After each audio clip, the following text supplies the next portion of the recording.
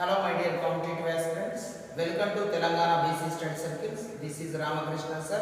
మనం మాట్లాడుకుంటున్న అంశం నాడీ వ్యవస్థ. నాడీ వ్యవస్థలో ఎస్పెషల్లీ మనం బ్రెయిన్ మెదడు గురించి మాట్లాడుతున్నాము.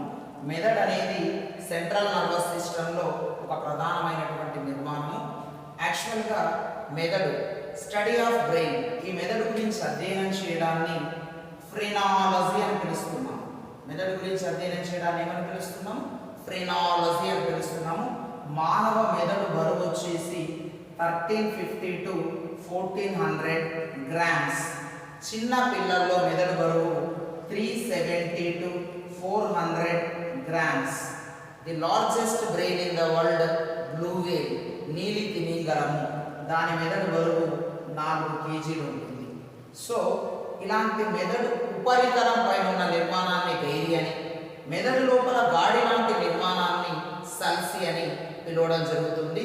మనం తీసుకునే ఆక్సిజన్లో 20% ఆఫ్ ఆక్సిజన్, 20% ఆక్సిజన్ని మెదడు వినియోగించుకునగా మిగతా 80% మానవ శరీరంలో ఉన్న వివిధ నిర్మాణాలు ఉపయోగించుకుంటాయి. మొత్తం మానవుని యొక్క బరువులో మెదడు బరువు వచ్చేసి జస్ట్ 2% మాత్రమే ఉంటుంది. అంతేకాకుండా మానవ మెదడుకు ఇమాజినేషన్ పవర్, సౌందర్యోపాసన శక్తి కూడా ఉంటుంది.